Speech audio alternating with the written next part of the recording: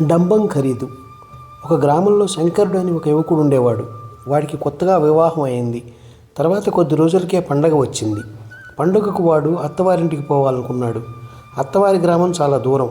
ప్రయాణానికి వీలుగా ఉంటుందని, చూసేవాళ్ళకు గొప్పగా ఉంటుందని అనుకుని శంకరుడు ప్రయాణానికి ఒక గుర్రాన్ని బాడుగకు తీసుకున్నాడు.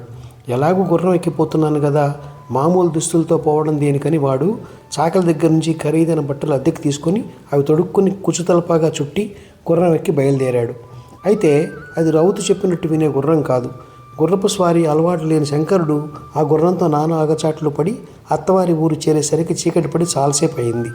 ఆ చీకట్లో వాడు అత్తవారింటికి పోతే వాడి గుర్రాన్ని దుస్తులను ఎవరు చూస్తారు? అందుచేత వాడు తెల్లవారిన దాకా ఊరి పొలిమేరలో ఎక్కడైనా గడిపి బాగా తెల్లవారినాక అత్తారింటికి పోదాం అనుకున్నాడు. ఊరి బయట వాడికి ఒక సత్రం లాంటిది కనపడింది. దాని వసారాల్లో ఒకడు చింపిగుడ్డలు కట్టుకుని కూర్చుని ఉన్నాడు. వాడు దిక్కు మొక్కు లేని బిచ్చగాడు. శంకరుడు వాడిని, ఈ సత్రం యజమాని ఎవరు అని అడిగాడు. ఇంకెవరు, నేనే అన్నాడు బిచ్చగాడు. అలా అయితే ఈ రాత్రి నేను ఈ సత్రంలో ఉండవచ్చునా అన్నాడు శంకరుడు. బిచ్చగాడు ఆలోచించి, ఉండవచ్చు, కానీ నువ్వు నాకు ఊళ్ళో అన్నం ముష్టెత్తి తెచ్చి పెట్టవలసి ఉంటుంది. సత్రంలో వంట ఏర్పాటు లేదు, నీకైనా తిండి కావాలి కదా అన్నాడు. నాకు ముష్టెత్తడం చేత కాదే అన్నాడు శంకరుడు. బిచ్చగాడు ఆలోచించి, ఉండవచ్చు, కానీ నువ్వు నాకు ఊళ్ళో అన్నం ముష్టెత్తి తెచ్చిపెట్టవలసి ఉంటుంది. సత్రంలో వంట ఏర్పాటు లేదు, నీకైనా తిండి కావాలి కదా అన్నాడు. నాకు ముష్టి ఎత్తడం చేత కాదే అన్నాడు శంకరుడు. అదేమీ బ్రహ్మ విద్య కాదు. ఈ బట్టలతో పోతే నీకు ఎవరు ఎంగిలి మెతుకైనా వేయరు. ఆ బట్టలు విప్పేసి నా చింకి బట్టలు కట్టుకొని ఇంటింటికి పోయి అమ్మా మాదాకవళం తల్లి అని కేకపెట్టు. వాళ్ళు వేసేది ఈ జోలులో వేయించుకో. జోలు నిండినాక ఇక్కడికి తిరిగిరా. హాయిగా ఇద్దరము తిందాం. రాత్రి ఇక్కడ గడిపి నీ బట్టలు నువ్వు వేసుకొని నీ గుర్రం నువ్వు ఎక్కి నీ దారి నువ్వు పో అన్నాడు బిచ్చగాడు.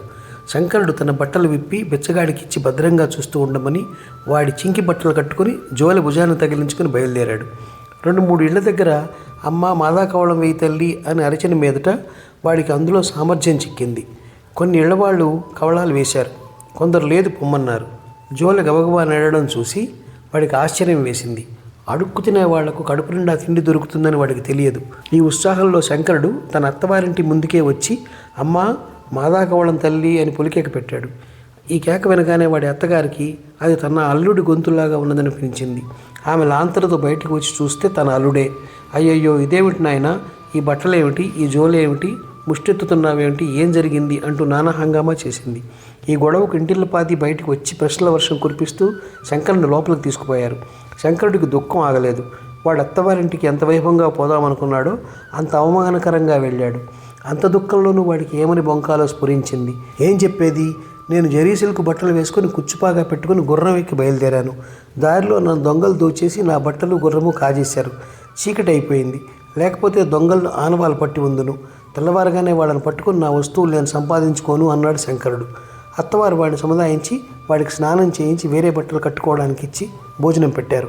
అందరూ పడుకున్నాక శంకరుడు చల్లగా లేచి సత్రం యజమానికి జరిగినది చెప్పకపోతే ఏమన్నా అనుకుంటాడని అక్కడికి వెళ్ళాడు.